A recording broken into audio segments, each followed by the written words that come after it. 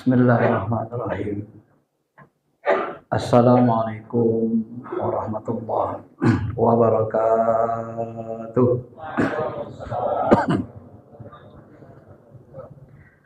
Alhamdulillahilladzi an'amana binikmatil iman wal mal wa nafsil mutmainnah wa ala sa'i nikmati minallahi ta'ala. Allahumma salli ala habibina syafi'ina Muhammadin wa ala alihi wa sahbihi ajma'in, amma ba'd.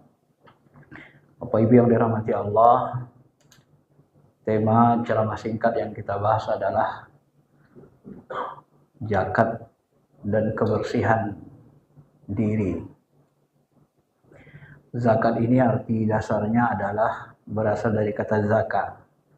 Dalam Quran, salah satu tujuan Allah menciptakan manusia itu adalah wa nafsi wa ma sawwaha fa alhamaha fujuraha wa taqwaha qad aflaha man zakkaha. Jadi Allah turunkan nafs kita, ruh kita yang berasal dari alam ketuhanan, alam cahaya, disambungkan ke jasmani kita. Alat penyambungnya adalah napas. Selama kita bernapas, ruh dan jasad kita menyatu. Kalau kita berhenti bernapas, apalagi sampai 1 jam, maka hubungan jasmani rohani kita terputus. Sehingga kita mengalami yang namanya kematian. Mati itu terpisahnya hubungan jasmani dengan rohani. Setelah diberikan hawa nafsu, segala penyempurnaannya, qad aflaha. Sungguh sukses, beruntunglah orang zakkaha, mensucikannya. Jadi zakat ini berasal dari kata zakat, artinya suci bersih. Bisa juga diartikan an-nama, tumbuh, subur. Karena kalau kita berzakat, pasti, bukan bohong-bohongan, bukan PHP, pasti harta itu dibalas Allah, ditumbuh kembang banyakkan di akhirat. Ya. Kalau di dunia itu tergantung keikhlasan kita juga sebenarnya. Apakah Allah memberikan balasannya di dunia juga atau di akhirat, itu tergantung Allah. Tapi yang jelas ketika kita berzakat, Allah menjamin bahwa kita akan mendapatkan ketenangan. Karena itulah Nabi di dalam surah At-Taubah ayat 103 disuruh mengambil. Karena zakat ini kewajiban, masa Nabi dan sahabat diambil secara paksa bagi orang kaya. Khudz min, ya, ambillah min amwalihim, dari harta orang-orang yang berharta, orang kaya, shadaqatan. Di sini disebut sedekah karena zakat ini sedekah wajib. Untuk apa diambil zakat itu, sedekah itu? Tutahhiruhum, supaya membersihkan mereka, wa tuzakkihim, supaya mensucikan. Jadi membersihkan dan mensucikan, bukan hanya saja bersih, tapi suci qalbu kita. Cuma jangan kita berpikir begini Bapak Ibu, kadang-kadang ada orang awam, aku udah berzakat, berarti hartaku yang haram udah bersih lah. Tidak begitu. Yang haram ya tetap haram, tetap dosa. Tak boleh dicampur dengan yang baik. Yang dimaksud bersih di situ lebih kepada bersihnya harta kita dari hal-hal yang subhat, bukan yang haram. Yang haram tetap haram, nggak bisa dibersihkan dia. Harus dikembalikan. Kita mencuri misalnya, lalu kita bilang aku udah berzakat. Dari mana? Dari barang curian. Ya, barang curian kok dizakati. Nah, itu tidak bisa. Yang haram tidak bisa disucikan. Maka dari sini sebenarnya yang paling utama itu sebenarnya adalah tuzakkihim, membersihkan jiwa kita dari sifat kikir. Kalau kita baca banyak ayat-ayat Quran hadis, maka kita akan ketemu Bapak Ibu, fungsi amal soleh, fungsi ibadah-ibadah fardu, ibadah-ibadah nawafil, sunnah yang Allah perintahkan kepada kita. Ternyata semuanya membersihkan diri, mensucikan diri kita. Salat 5 waktu, katakan Nabi, itu sama persis kalian mandi di depan rumah kalian, di kolam 5 kali sehari semalam. Menurut kalian masih kotor enggak, kata Nabi? Enggak, kata sahabat. Maka sholat ini pun membersihkan diri kita. Puasa juga sama. Man shoma ramadhana imana wa ihtisaba ghufira lahu ma taqaddama min dzambi. Siapa puasa Ramadan dengan iman dan ihtisab, dihapuskan seluruh dosa-dosanya. Jadi mensucikan dari dosa. Semua, zakat juga begitu, salat juga begitu, puasa juga begitu, haji juga begitu. Barang siapa berangkat haji, kemudian dia membawa bekal takwa dan dia bertakwa, bagus melaksanakan rukun-rukunnya, dia bertakwa dalam perjalanan hajinya, pulang dia dapat haji mabrur, itu seolah-olah kharajat, dia keluar dari mim batni ummihi, seperti anak bayi baru lahir, suci bersih. Jadi apapun yang kita amalkan dalam agama ini sebenarnya tujuan utamanya adalah mensucikan diri kita, membersihkan kolbu kita. Kenapa disucikan diri kita, kolbu kita? Nah, ternyata ada rahasianya. Jadi Bapak Ibu, tadi sudah saya singgung, kita ini sebenarnya makhluk alam cahaya, alam langit, makhluk alam lahut. Diri kita sebenarnya adalah rohani, bukan jasmani. Kalau jasmani kita ini ibarat sangkar, ini sangkar jasmani kita ini. Kalau dia nanti mati ruh ini jasmani kita kembali ke tanah, dia akan hancur bersama tanah. Ruhani kita, karena dia berasal dari cahaya, dia kembali ke alam cahaya. Dia tidak kembali ke tanah, karena tempatnya bukan di tanah. Nah, itulah yang dikekalkan Allah ruhani itu. Nah, ruhani ini kalau dia masuk ke jasmani atau disambungkan ke jasmani, banyak buat dosa. Kalau bahasa Syiah Jalani, setelah disambungkan ke jasmani, dia diberikan hawa nafsu, diberikan mata, telinga, akal pikiran.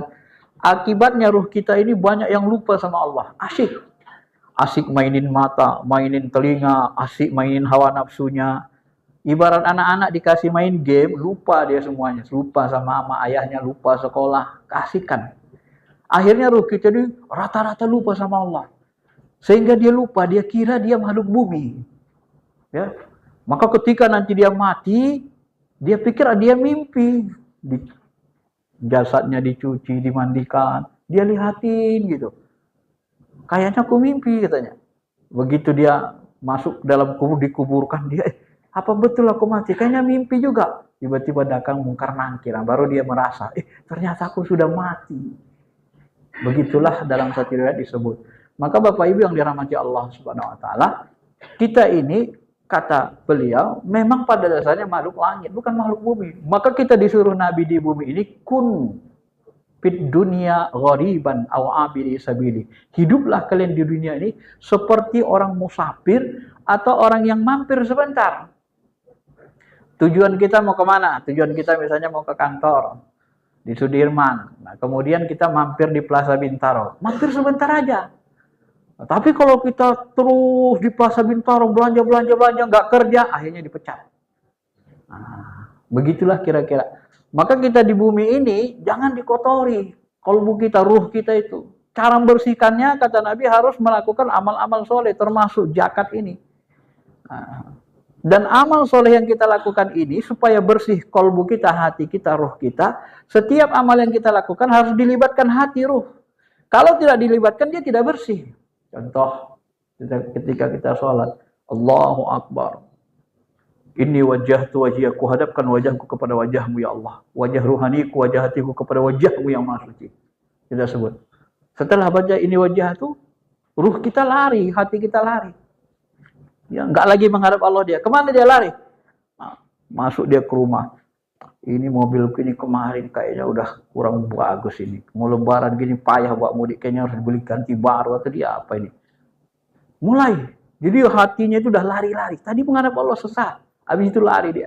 Kalau begini cara ibadah kita, 1000 tahun kita dihidupkan Allah, 1000 tahun nggak akan bersih rohani kita. Nggak akan bersih-bersih. Maka orang kafir itu ketika mati, mereka, ya Allah hidupkan kami lagi kembali ke dunia. Kami akan beriman, beramal soleh. Kata Allah, enggak, sama aja. Kenapa? Karena kolbunya nggak mau bersih. Nggak dibersihin. Selama kolbu kita kotor, selama itu kita tidak akan bisa dekat sama Allah Ta'ala. Selama itu kita akan mengalami kegagalan untuk mentaati Allah. Maka di puncak ibadah itu, rahasianya Bapak Ibu, secara ringkas ini. Ada sebuah hadis sahih. Ya, hadis riwayat Muslim dikatakan begini. Untuk apa kita beribadah ini? Salat, puasa, zakat.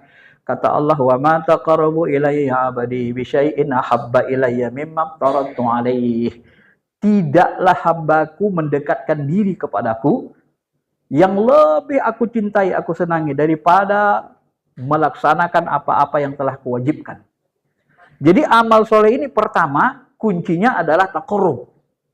Ya, tidaklah hambaku mendekatkan diri. Nah, coba. Jadi yang pertama untuk beribadah itu kata Allah, hambaku mendekatkan diri. Maka sholat mendekatkan diri, puasa mendekatkan diri.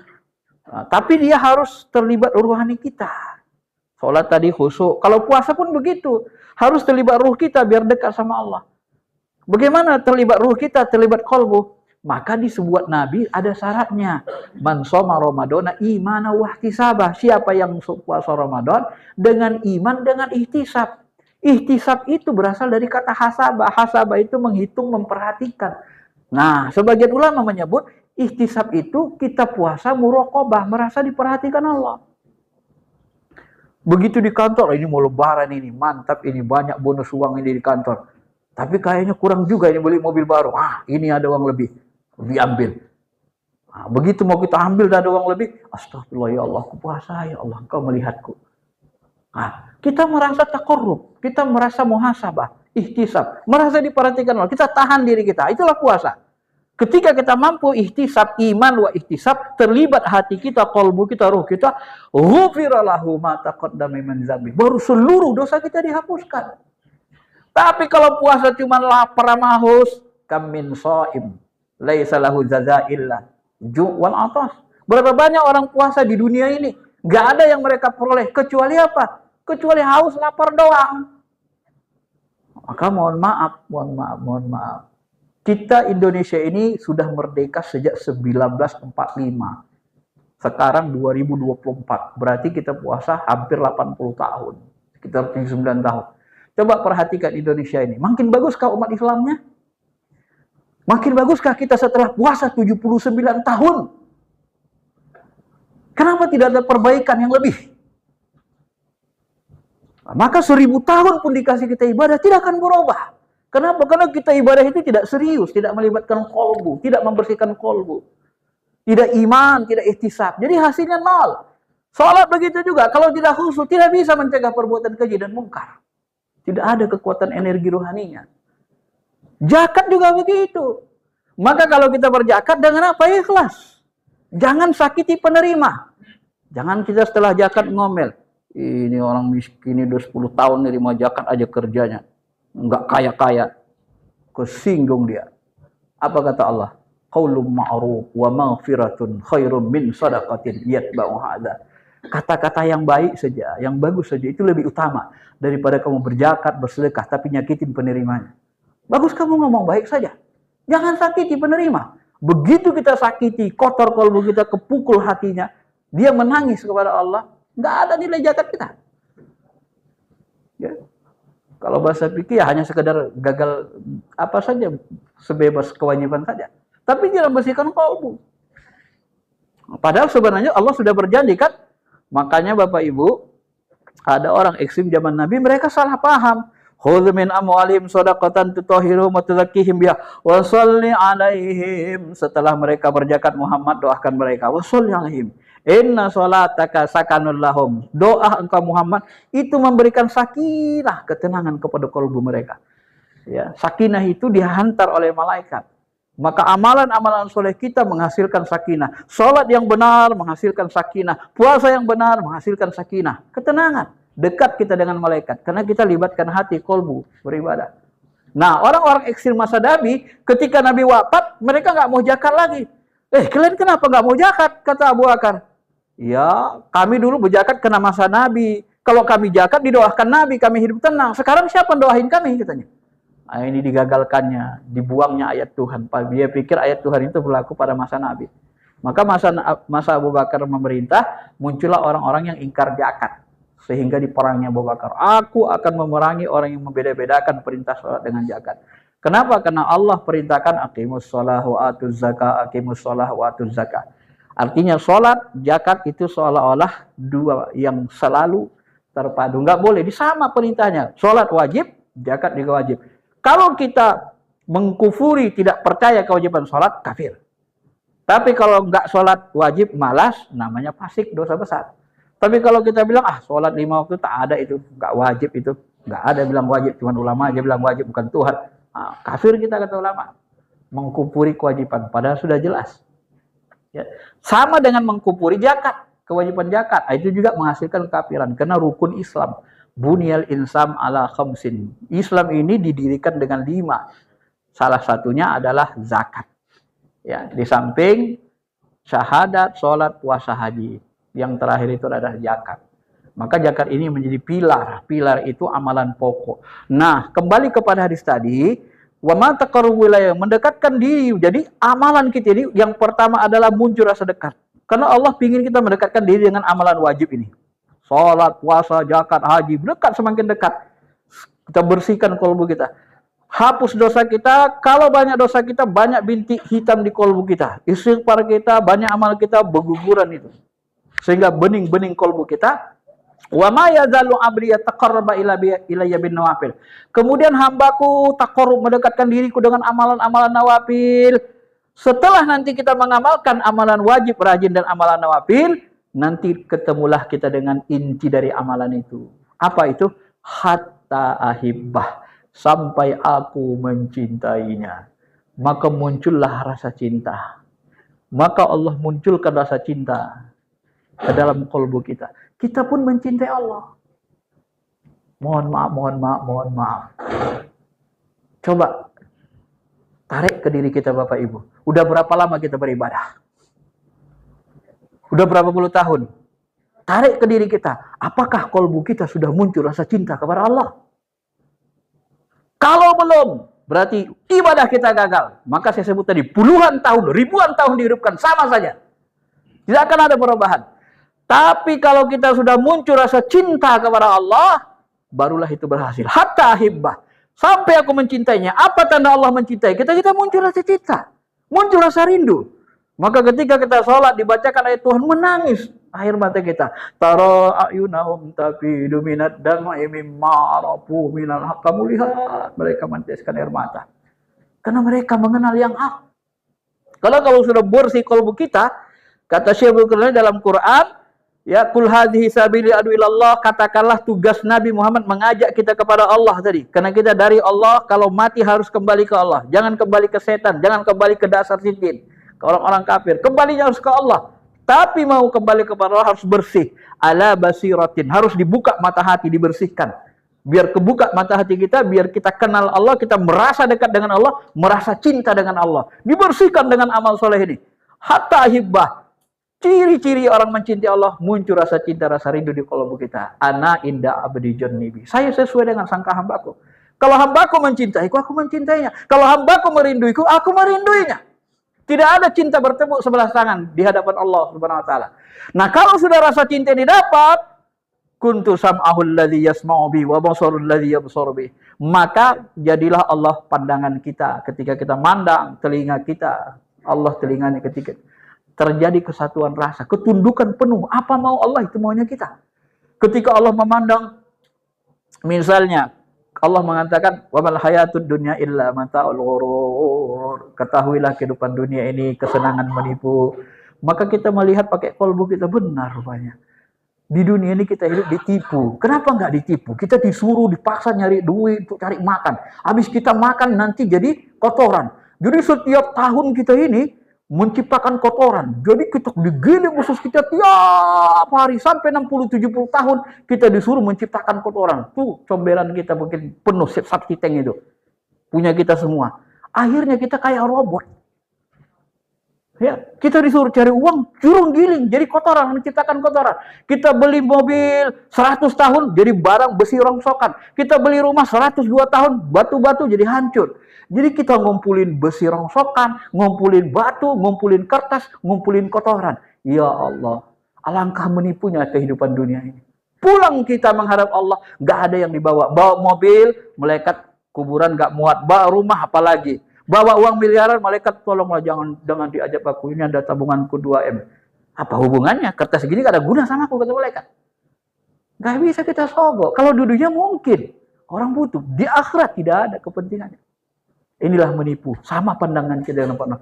Inilah akhirnya nanti tujuan dari ibadah ini. Mudah-mudahan kita pahami dan mudah-mudahan kita beramal serius dengan qalbu sehingga muncul rasa cinta, sehingga nanti kita bisa merasa dekat, rasa cinta, barulah kita menjadi sebenar-benar abdi Allah. Terima kasih. Assalamualaikum warahmatullahi wabarakatuh.